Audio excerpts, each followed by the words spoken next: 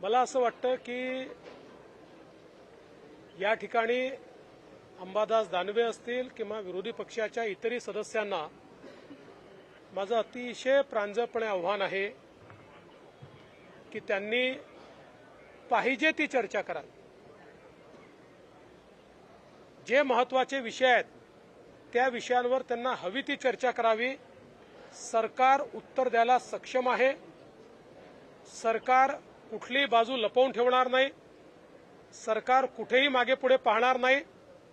मात्र विरोधकांनी केवळ राजकारण करायचं ठरवलं तर मग राजकीयच उत्तर मिळेल. पुरवणी मागण्या मंजूर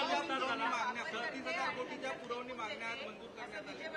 एकूणच राज्याच्या अर्थव्यवस्थेसाठी हे कितपत योग्य आहे? 35,000 कोटी रुपयाच्या पुरवणी मागण्या मांडलेल्या आहेत.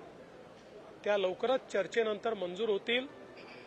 आपण जर बघितलं तर आपला अर्थसंकल्प 6 लाख कोटीपेक्षा मोठा आहे. जेव्हा आपला अर्थसंकल्प 2-2.5 लाख कोटीचा होता तेव्हाही आपण 15,000 कोटीच्या पुरवणी मागण्या मांडायचो. आणि विशेषतः जेव्हापासून आपण नवीन अकाउंटिंग सिस्टीम सुरू केलेली आहे तेव्हापासून पुरवणी मागण्यांची संख्या वाढलेली आहे. कारण पूर्वी आपण जवळपास वर्षभरातल्या सगळ्या गोष्टी बजेटेड करायचो. आता आपण त्या अर्थसंकल्पित केल्या तरी ऍक्च्युअल त्या मागण्यांच्या संदर्भात जे बजेटिंग आपण करतो ते पुरवणी मागण्यांमध्ये करतो. आणि म्हणूनच मला असं वाटतं की 35,000 कोटीच्या या पुरवणी मागण्या आलेल्या आहेत. योग्य चर्चा करून त्या मागण्या आम्ही मंजूर करू. सुधीर भाऊ विधानसभेच्या कामकाजात सहभागी होणार नाही अशी चर्चा सुरू आहे. तुमची काही चर्चा झाली आहे का सुधीर भाऊंसोबत? पहिल्यांदा तर ओबीसींबद्दल बोलायचा काँग्रेसला अधिकार नाही.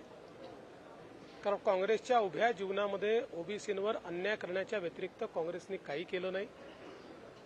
महाराष्ट्रातलं ओबीसी मंत्रालय मी मुख्यमंत्री असताना स्थापन झालं. महाराष्ट्रामध्ये ओबीसी समाजाकरता 48 GR हे आमच्या सरकारने काढले. मी आणि शिंदेसाहेब असताना महाज्योतीची स्थापना असेल, 52 हॉस्टेल असतील, शिक्षणाची व्यवस्था असेल, PhDची व्यवस्था असेल, वेगवेगळ्या प्रकारे विदेशी शिक्षणाची व्यवस्था असेल, रोजगाराची व्यवस्था असेल, सगळ्या बाबतीतली कामं ही महायुतीच्या सरकारने आम्ही केलेली आहेत. काँग्रेसला दाखवण्यासारखं एकही काम नाही. देशामध्ये देखील इतक्या वर्षांनंतर ओबीसी समाजाला त्या ठिकाणी संवैधानिक दर्जा हा मोदीजींनी दिला. जवळजवळ 60-65 वर्षांनंतर मेडिकल ज्या ऍडमिशन आहेत त्याच्यामध्ये ओबीसींना आरक्षण हे मोदी साहेबांनी दिलं. आणि आजही आपण पाहू शकतो मोदी साहेबांचं मंत्रिमंडळ असेल किंवा आमचं मंत्रिमंडळ असेल, सर्वाधिक ओबीसी मंत्री आमच्या मंत्रिमंडळात पाहायला मिळतात. त्यामुळे मला असं वाटतं की काँग्रेस पक्षामध्ये नाना पटोले, विजय वडेट्टीवारवर जो अन्याय होतो त्याबद्दलचा राग तरी आमच्यावर काढू नये. त्यांनी तो योग्य ठिकाणी काढावा.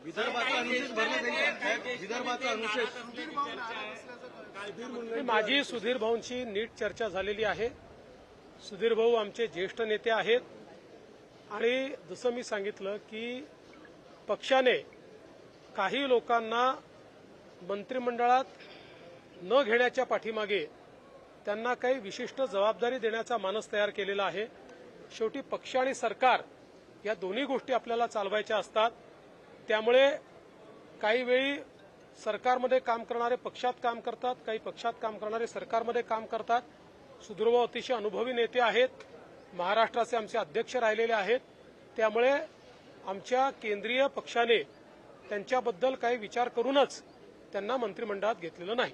जितेंद्र आव्हाड यांनी म्हटलं जपानमध्ये बंद झाला ईव्हीएम. जितेंद्र आव्हाड यांनी म्हटलं जपानमध्ये विरोधकांनी जितेंद्र आव्हाड यांनी म्हटलं जपानमध्ये ईव्हीएम बंद झालाय. मग आपल्या इथे का नाही भारतात? जितेंद्र आव्हाड मनात येईल ते बोलतात.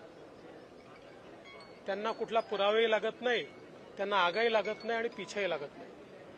त्याच्यामुळे अशा प्रकारच्या प्रश्नांना मला उत्तर विचारू नका. त्यांच्यासारखे बोलणारे काही लोक आहेत, मी तुम्हाला नावं सांगेन, त्यांना उत्तर विचारा. तुम्ही केलेल्या अहवालानंतर पण आज पायऱ्यांवरती आज विरोधकांनी आंदोलन केलेलं आहे. ये बहुत ही दुख की बात है. पद्म विभूषण जाकिर हुसैन जी, इनका आज दुखद निधन हुआ है. तबले से अगर ताल दूर कर दी जाए तो जिस प्रकार की अवस्था होगी उसी प्रकार की अवस्था आज हमारे संगीत के क्षेत्र में तैयार हुई है. जाकिर हुसैन जी ने 3 पीढ़ियों को अपने महफिलों के माध्यम से संगीत से जोड़ा, उन्हें रिझाया, उन्हें एक प्रकार से मंत्रमुग्ध किया और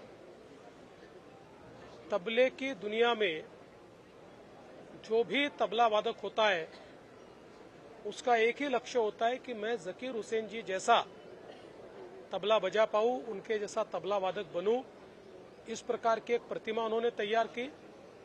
हमारे तबले को एक वैश्विक स्वरूप जाकिर हुसैन जी ने दिया और मैं ऐसा मानता हूं कि उनके जाने से जो क्षति तैयार हुई है वो तो पूरी नहीं हो सकती, लेकिन उन्होंने इतने लोग तैयार किए हैं कि जो लोग उनकी विधा को और हमारे संगीत को ऐसे ही आगे बढ़ाते रहेंगे.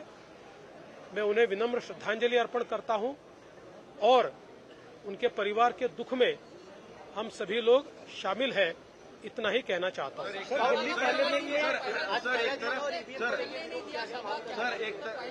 देखिए, जब भी कांग्रेस पार्टी हारती है तो आत्मचिंतन करने की जगह किसी और चीज पर ठिकरा फोड़ती है. जब तक वो आत्मचिंतन नहीं करेंगे तब तक वो ऐसे ही हारते रहेंगे. उमर अब्दुल्ला कह रहे हैं कि ईवीएम का ठिकरा फोड़ना ठीक नहीं है. वो इंडिया अलायंस के नेता है, सीएम है जम्मू कश्मीर के, और उनके नेता यहाँ पर ईवीएम पर आंदोलन कर रहे हैं. देखिए, चूंकि सब लोगों ने चुनाव करीब से देखा है, अगर ईवीएम का कोई मसला होता तो उमर अब्दुल्ला मुख्यमंत्री नहीं होते, लेकिन वो मुख्यमंत्री बने. वो जानते हैं कि ईवीएम का कोई मसला है ही नहीं. कर्नाटक में सरकार आती है तो ईवीएम का मसला नहीं है, झारखंड में सरकार आती है तो ईवीएम का मसला नहीं है, महाराष्ट्र में सरकार आती है तो ईवीएम का मसला तैयार होता है. मुझे लगता है ये निरी मूर्खता है, इससे ज्यादा कुछ नहीं. तर नागपूरमधून देवेंद्र फडणवीस बोलत होते. आम्ही कोणत्याही मुद्द्यावरती चर्चा करायला तयार आहे असं देवेंद्र फडणवीस म्हणाले.